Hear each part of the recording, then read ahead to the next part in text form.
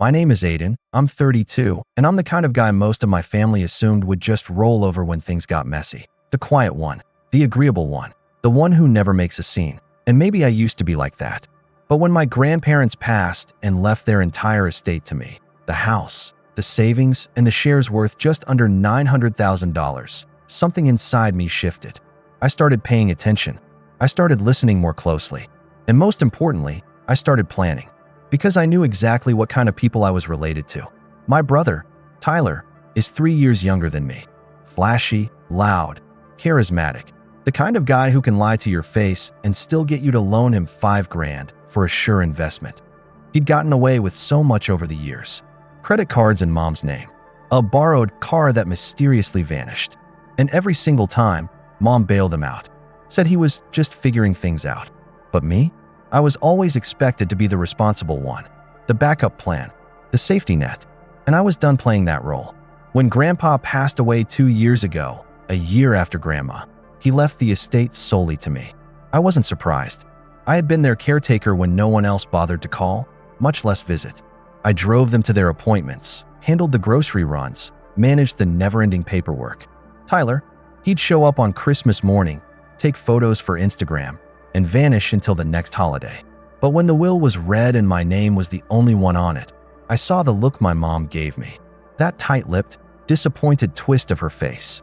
Like I had taken something that wasn't mine. That was the moment I realized the storm was coming. The house was the big piece. A gorgeous old Victorian with deep red bricks, tall windows, and ivy crawling up the sides like something out of a movie. It was a historic property, passed down through 3 generations, and my grandparents had kept it in near-perfect condition.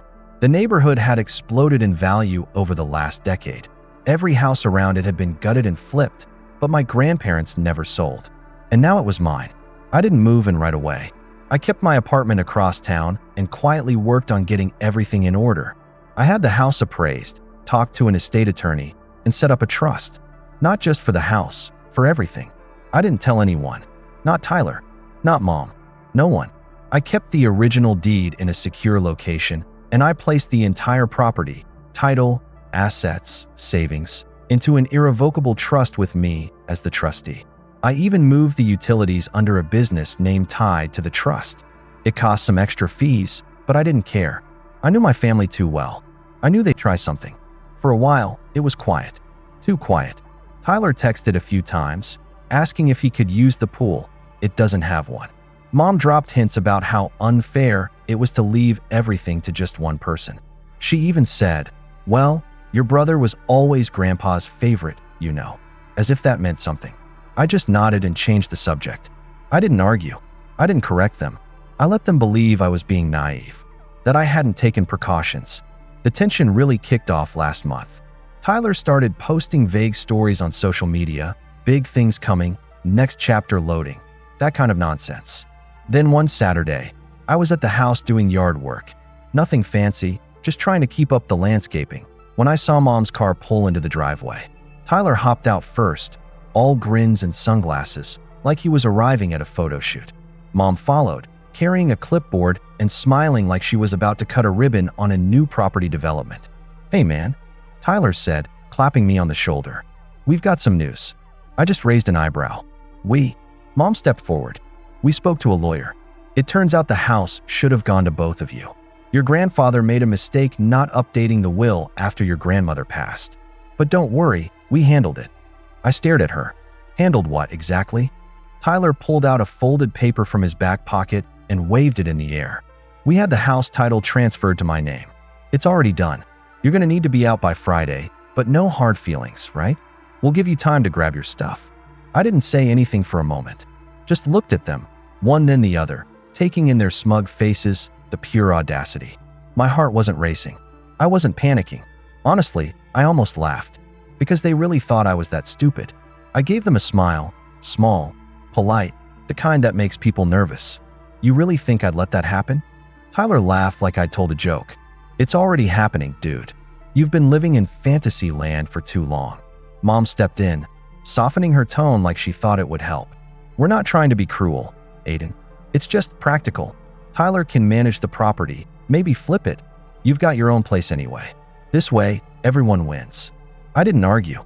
I just nodded slowly and said, "Got it."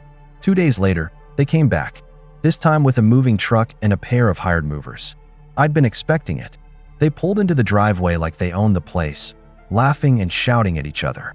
Tyler was in the passenger seat, sipping a coffee, and Mom was directing the movers toward the front door. But then they saw the porch. I was standing there, arms crossed, beside a tall man in a navy suit. He was holding a thick folder and wore a badge clipped to his belt. The folder had my trust's name on the front, a name they didn't recognize yet. The badge was real. The suit was real. And the man? He was from the county office of property records. They froze. Tyler stepped out first, confused. "What's going on?" I didn't say a word.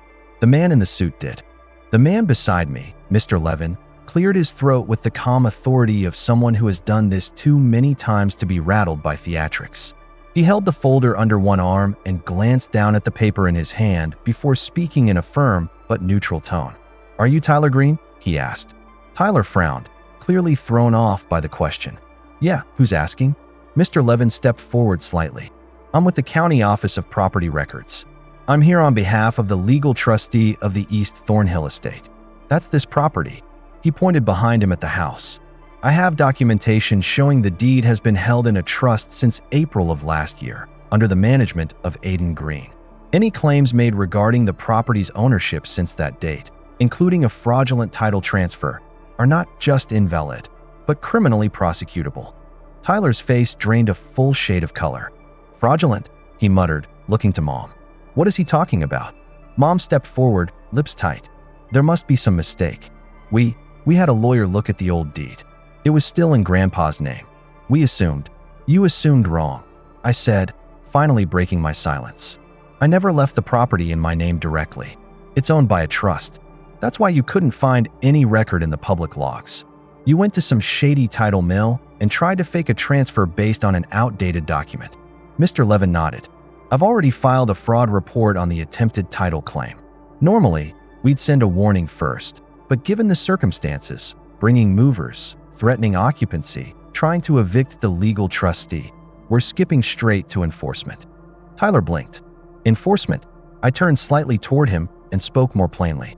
"It means if you set one foot in this house without my permission again, you're trespassing. And if you try to tamper with the trust or any of its assets, you're looking at charges. Multiple." For a long, awkward second, no one said a word. The movers were standing halfway between their truck and the porch, looking at each other like they'd walked into a domestic minefield.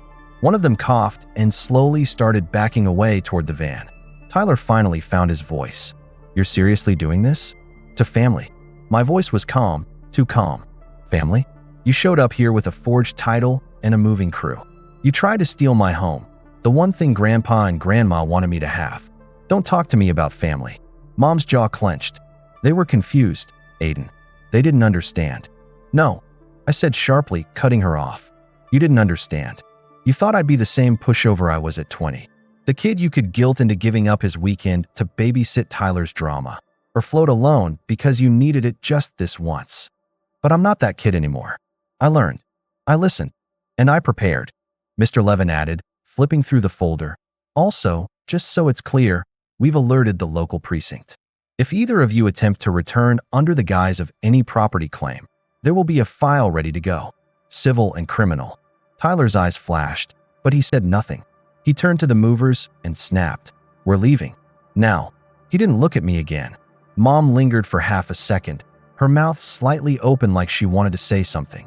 Maybe one last manipulation attempt, but nothing came out. She followed him without another word. The truck pulled out of the driveway, and I watched the taillights disappear down the hill.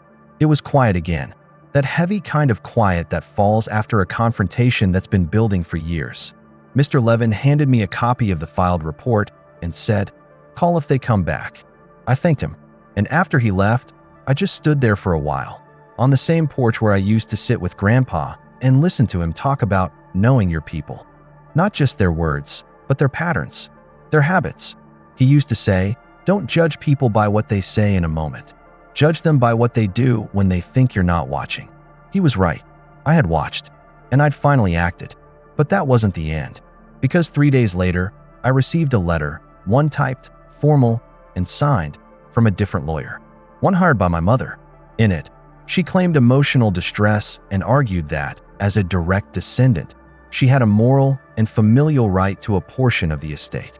She demanded compensation for the mental anguish caused by being excluded, and attached to it, a list of what she considered reasonable reparations: $150,000 in cash, joint ownership of the family home, and a monthly allowance until further notice. I stared at the paper, numb at first. Then my hands began to shake, not with fear, with fury, because she wasn't finished. And now, neither was I. I must have read that letter 6 times in silence before setting it down on my desk. The first few readings, I tried to make sense of it, to believe that maybe she didn't mean it the way it sounded. But by the 6th read, there was no more room for denial. My mother, my own mother, had put her name on legal stationery and tried to bill me for not letting her and Tyler steal what my grandparents entrusted to me. It wasn't even the money that got to me. It was the sheer entitlement. The gall to call this whole thing a misunderstanding one day, and then send me a formal demand for $150,000 the next, like this was just some business dispute between strangers. And the phrase that stuck in my mind, echoing louder than anything else in the letter, was familial obligation. As if loyalty only flowed one way, upward, toward them. As if I was born to give and they were born to take. I didn't respond immediately. I knew better than to react emotionally. I called Mr. Levin, who put me in touch with a sharp estate attorney named Sonia Cruz. She was in her early 40s, soft-spoken but razor-focused, the kind of person who didn't bother bluffing because she didn't need to. I gave her everything: the trust documents, the letter from my mom's lawyer, even screenshots of texts and social media posts from Tyler's little Next Chapter campaign. Within a day, Sonia had filed a formal cease and desist against both of them. The message was clear: the trust was airtight, legally shielded, and they had no standing. But Sonia didn't stop there. She looked deeper. She discovered that Tyler had forged multiple signatures when attempting the bogus title transfer. He'd even used a notary stamp, fake, of course, and filed it through a sketchy online registry in another state, hoping it wouldn't be noticed in our county records. Sonia contacted a fraud investigator with the county DA's office. Turns out, they were already looking into that registry for other forged filings. Tyler had just unknowingly become the low-hanging fruit on their case file. I still hadn't told them I knew. I figured if they wanted to keep pushing, I'd let them keep digging the hole. And dig they did. 2 weeks after the cease and desist, I got another letter. This one was less formal. It came directly from my mother. Typed, but clearly her voice.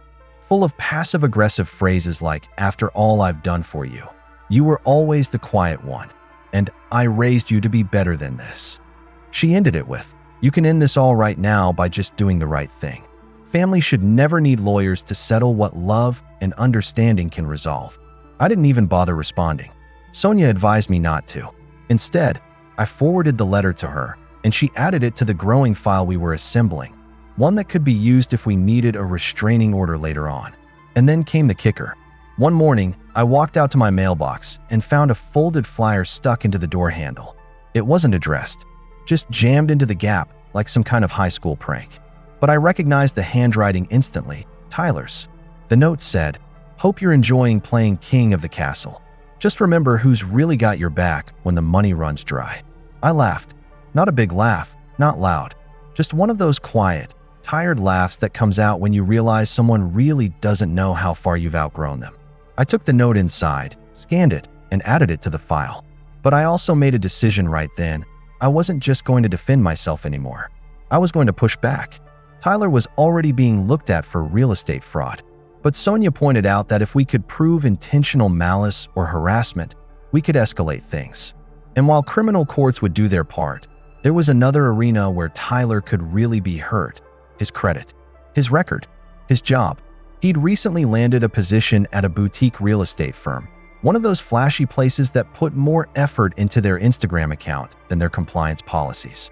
I did a little digging of my own and found out they prided themselves on transparency and ethical property transfers.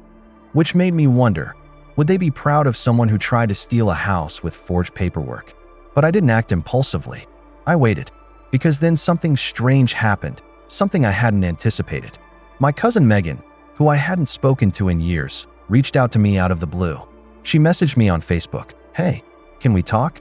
Your mom's been calling people in the family saying some things. I figured I should let you know." We met for coffee the next morning. Megan was always the no-nonsense one. Straight shooter. And that hadn't changed. She showed me texts, voicemails, even a group chat with 2 of her other cousins. Turns out, my mother had started spreading a story. According to her, I had manipulated Grandpa in his final years, convinced him to change the will while he was mentally declining.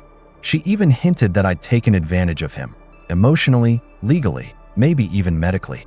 It was an all-out smear campaign. I felt sick. That's when I knew this wasn't about the house anymore, or the money, or even Tyler. This was about control. My mother couldn't stand that I'd said no, that I'd protected something, anything, from her grasp. And now she was going to try to ruin me for it. Megan looked at me across the table and said, "I don't believe her. Neither do Jamie or Chris. But she's not going to stop. She's calling everyone." I nodded slowly, heart beating harder than I wanted it to. "Thanks for telling me."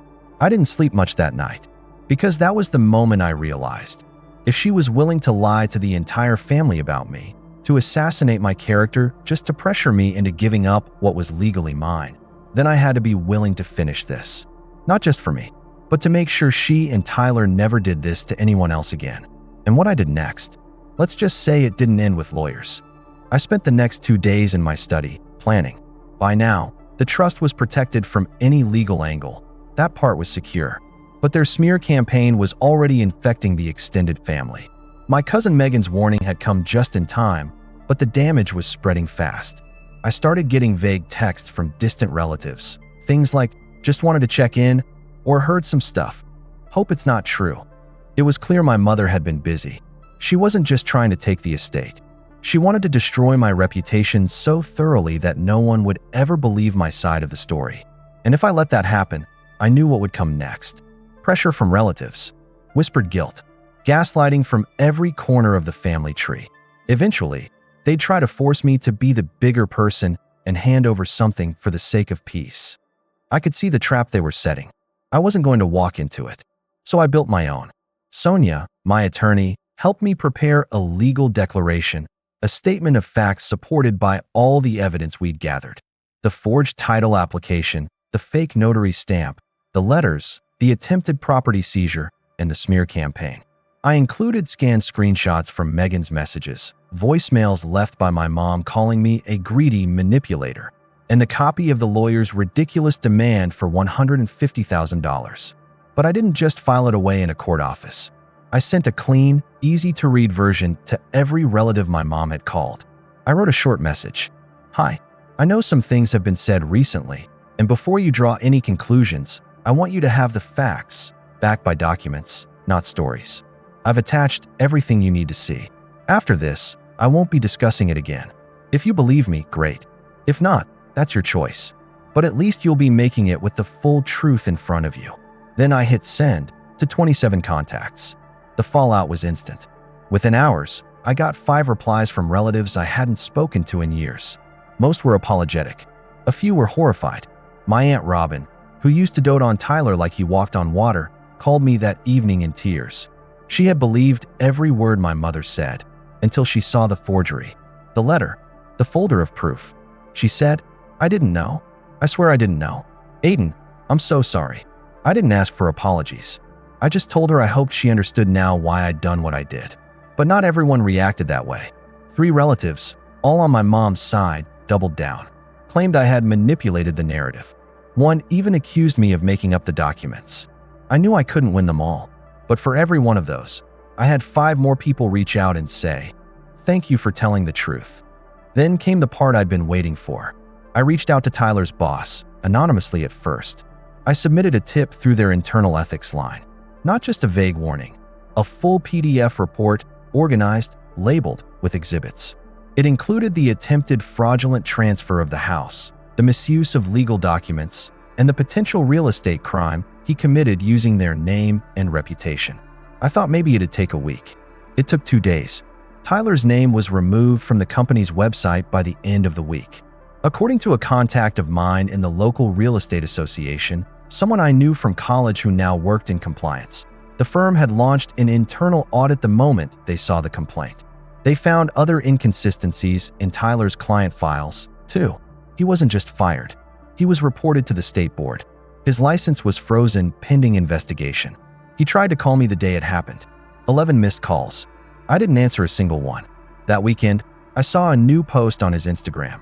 A black screen with the words, "Some people will destroy your life and pretend they're the victim." He didn't name me, but he didn't have to. Everyone who mattered already knew the truth. But it wasn't over yet. Because 2 days later, I got a formal notice from the county. A warrant was being issued. The forged title application had triggered legal consequences. Tyler was being charged with attempted property fraud and submitting falsified documents to a government agency. I stared at the notice for a long time, numb. This wasn't the ending I ever wanted. I didn't want to destroy him. I didn't want any of this. But he'd forced it. And now, there were consequences. He was arraigned quietly. No headlines, no big scene. Just a court date, a lawyer he couldn't afford, and a future full of legal headaches. He wouldn't go to prison, probably just probation, fines, maybe community service. But the record would follow him. Jobs would be harder to find. Trust, harder to rebuild. And the next time he tried to rebrand himself as a savvy real estate guy, this would be the skeleton in the closet. As for my mother, she went silent after the evidence went public. Completely silent. She didn't reach out, didn't apologize, didn't ask for money again. But one afternoon, about 2 months later, I got a letter in the mail. Not from her attorney. A carefully worded note stating she was withdrawing all pending legal claims regarding the estate and respectfully requesting no further contact. In other words, she gave up. She knew she lost. I didn't feel joy. I didn't feel triumph. I felt free. That night, I went to the old Victorian and walked the halls slowly, barefoot on the hardwood floors. The air smelled faintly of cedar and old books. The house was quiet, peaceful, mine. I stood in the den, where Grandpa used to sit in that big leather armchair and read the paper, and whispered. I kept it safe, just like I promised. I think he would have been proud.